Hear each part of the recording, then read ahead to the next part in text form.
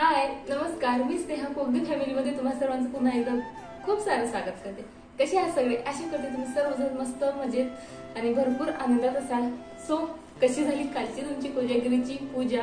आम्ही तर मस्त खूप खूप खूप एन्जॉय केलं। पूजा झाली त्यानंतर मस्त 2-2:30 वाजेपर्यंत जागलो आणि त्यामुळे माहिती आहे का आता डोळे नसे जळजळ करायला लागलेले आहेत आणि आरोची स्कूल असल्यामुळे ना उठावंही लवकरच लागलं।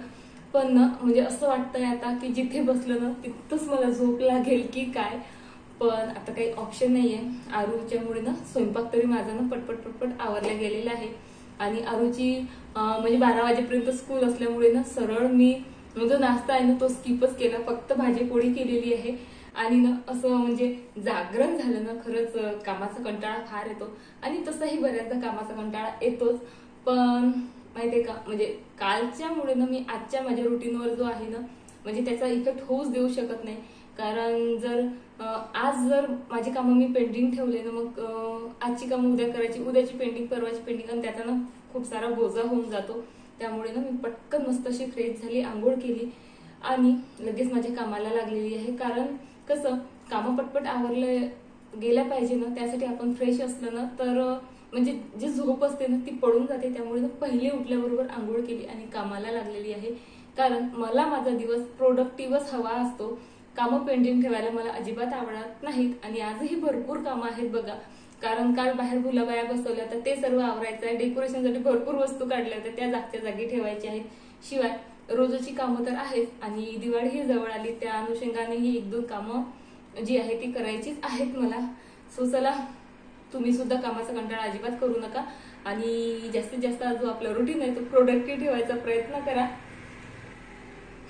सो चला मी आता कामाला लागते। काल ना बाहेर पूजा केली तेव्हा ही जी सतरंजी आहे ती अंथरली होती आणि मग सर्वांचे पाय पाय झालेच त्यावर। मुलांनी जरा गोंधळ केला, बऱ्याच चप्पल घेऊन पण आले त्यावर। सो म्हटलं आधी ना हिला वॉश करावं आणि हाताने धुतलं ना तर खूप हेवी होऊन जाते ही आणि वाळत पण लवकर नाही। सो म्हटलं चला आज मशीनमध्येच धुऊयात आणि सकाळचं आंघोळ झाल्याबरोबरचं ना पहिलं काम मी हेच करत आहे। म्हणजे कसं सकाळीच लावून दिलं ना तर दिवसभरात ती छान कडकडीत वाढेल आणि त्यानंतर जे आपले रुटीनचे कामं असतात ते सर्व केले, स्वयंपाक वगैरे सर्व आवरला आणि आता मी ना टेरेसवर आलेली आहे।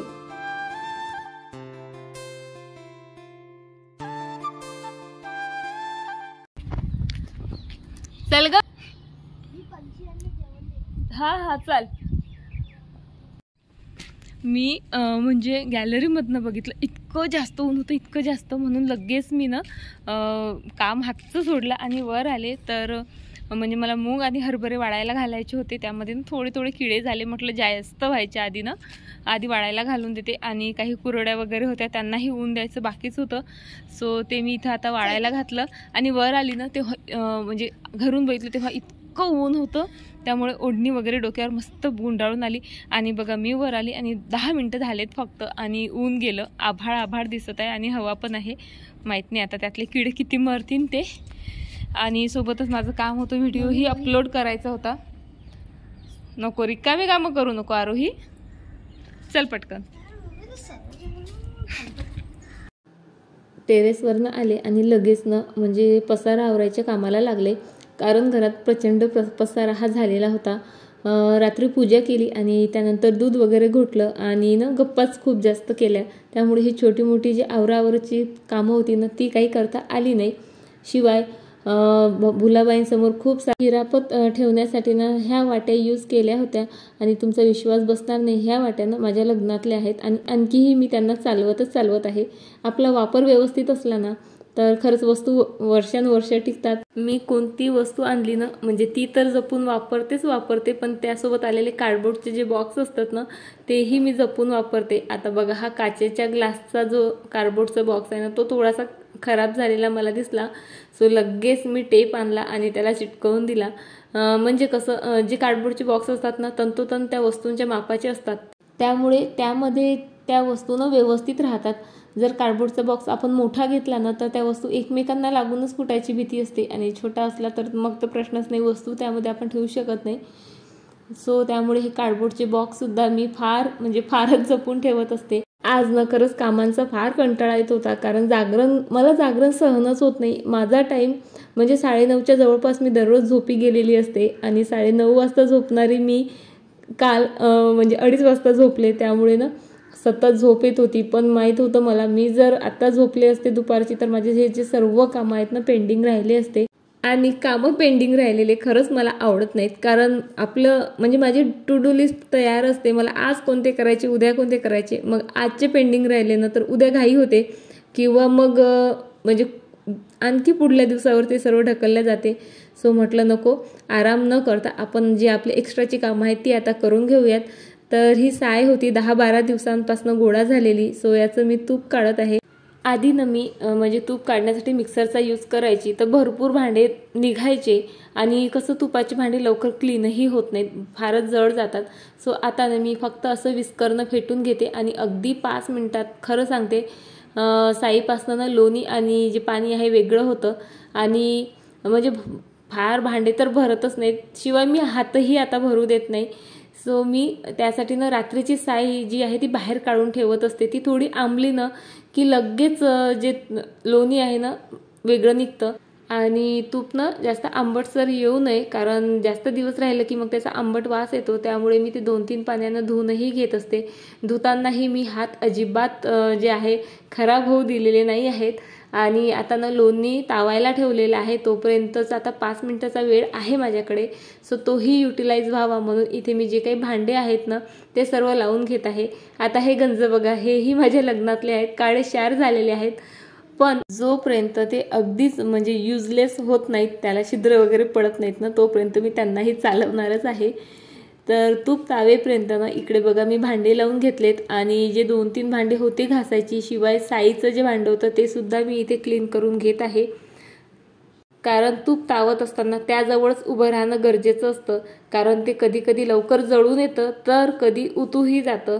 सो अशा वेळेस तिथेच उभं राहायचं असतं. मग तिथे उभं राहून ते 10 मिनिटं वेस्ट न करताना मी जी काही भांडी आहेत ना ती घासून घेत असते. शिवाय काउंटर टॉपही क्लीन करून घेते. कारण माहीत आहे का, आपण तीच ती कामं असतात आपली, पण वेळेचं व्यवस्थित नियोजन नसलं ना तर छोट्या छोट्या कामांनाही भरपूर वेळ लागतो आणि त्यामध्ये आपली भरपूर एनर्जीही जात असते. त्यामुळे माझा नेहमी प्रयत्न असतो की कामं तर झालीच पाहिजे, पण त्यासोबत आपला भरपूर वेळही वाचला पाहिजे. कारण स्वतःलाही वेळ देणं गरजेचं असतं, मुलांनाही वेळ द्यायचा असतो, घरातील इतर लोकांनाही वेळ द्यायचा असतो. त्यामुळे मी ना म्हणजे शक्य ती कामं सोबत करायचा प्रयत्न करते, म्हणजे कसं माझं जास्तीत जास्त वेळ वाचू शकतो.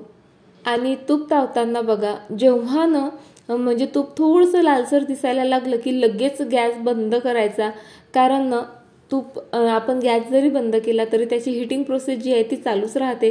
आणि मग आपण जर जास्त थोडं लालसर होऊ दिलं आणि नंतर बंद केलं ना तर ते आणखी हीट होत राहतच आतल्या आतमध्ये आणि मग ते तूप जळायला लागलं. बघा माझं तूप किती परफेक्ट बनलेलं आहे, कलरही छान आहे आणि त्याचं रवाळ असं मस्त स्ट्रक्चरही आहे. सो लगेच मी तुपाचं भांडंही इथे घासून घेतलं, कारण मला माहित आहे ते जर मी आत्ता ठेवलं असतं ना तर ते बिलकुल म्हणजे रात्रीच्या भांड्यासोबतच घासल्या गेलं असतं आणि तोपर्यंत ते तसंच पसारा पडून राहिला असता. सो तूप तावून झाल्यानंतर ना आता साडी वगैरे काल काढली होती तर तीही मी लगेच घडी घालून नाही ठेवू शकली काल. सो आज तीही व्यवस्थित घडी घालून ठेवत आहे. आणि हे जे स्टोरेज बॉक्स आहेत ना माझ्याकडे, त्यामुळे खरंच मला खूप हेल्प होते. कारण तशा साड्या जर आपण ठेवल्या ना कबर्डमध्ये तर काही साड्यांचं पोतनं वेगळं असतं, काही घसरणाऱ्या असतात. सो त्यामुळे ना साड्या नेहमी विस्कटत राहतात, त्यांच्या घड्या मोडत राहतात. पण या बॉक्सेसमुळे ना माझ्या साड्या अगदी मस्त जसंच्या तशा राहतात, घड्याही मोडत नाहीत, वळ्याही पळत नाहीत आणि माझं जे कबर्ड आहे ना ते नेहमी ऑर्गनाइजच दिसतं. पण हे बॉक्स ना थोडे म्हणजे आकाराने मोठे असल्यामुळे ना जरा हेवी होऊन जातात माझ्यासाठी. सो आता कबर्ड तर झालं ऑर्गनाइज करून. त्यानंतर बघा काही फुलांच्या माळा वगैरे पण काढल्या होत्या डेकोरेशनसाठी, कारण जी ज्वारीची खोपडी असते ना ती मिळाली नाही. सो मग आम्ही ठरवलं की असंच फुलांच्या माळा वगैरे यूज करून डेकोरेशन करू. सो ते इथे मी डेकोरेशनच्या ज्या वस्तू आहेत पुन्हा एकदा पॅक करून ठेवत आहे. आणि सोबतच माझं ना म्हणजे फोनवर बोलणं सुद्धा चालू आहे. सध्या माझ्याकडे हेडफोन्स नाही आहेत, त्यामुळे असं कानाला फोन लावूनच बोलणं हे माझं चालू असतं.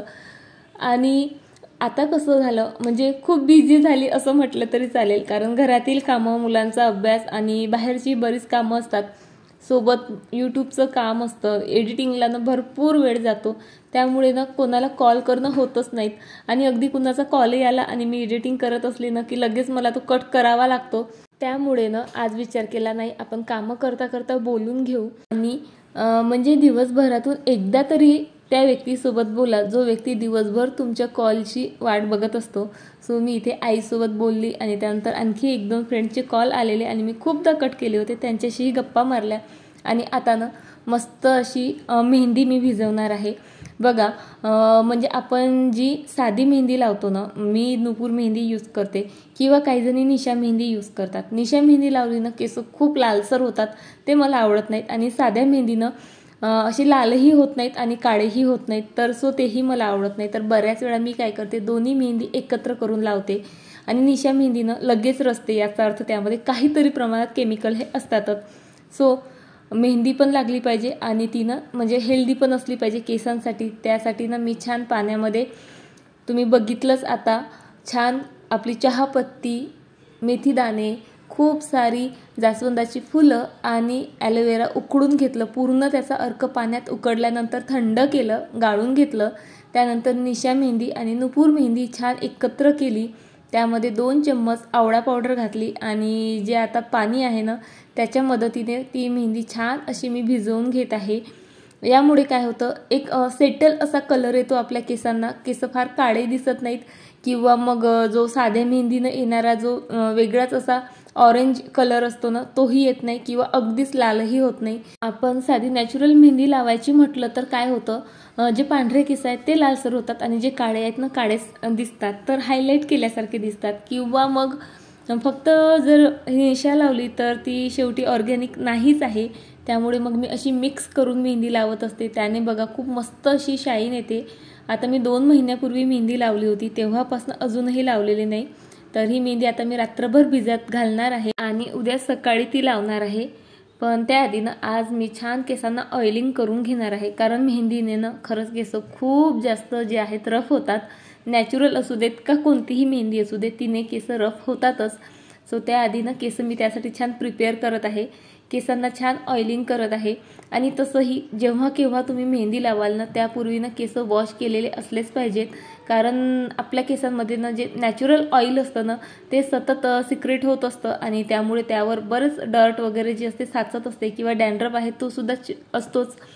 सो त्यासाठी मेहंदी लावण्याआधी मी नेहमीच केस धुवतच असते. सो मलाही उद्या मेहंदी लावण्यापूर्वी केस हे धुवायचेच आहेत, त्यामुळे ना मी आत्ताच ऑइलिंग करून घेत आहे, कारण मग उद्या ऑइलिंग करायची, हेअर वॉश करायचा, पुन्हा मेहंदी लावून हेअर वॉश करायचा खूप होईल.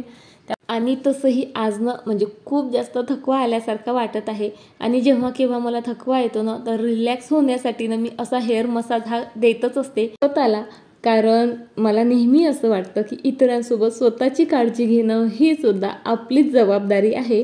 सो त्यामुळे ना कितीही कामं असली तरी सुद्धा मी स्वतःसाठी हा वेळ जो आहे म्हणजे राखून ठेवतच असते, कारण ऑइल मसाज केल्यानं अच्छा हेअर ग्रोथ ठीक होते ते तर आहेच, हेअरचे अनेक प्रॉब्लेमही जातात, सोबतच ना अगदी रिलॅक्स होतं.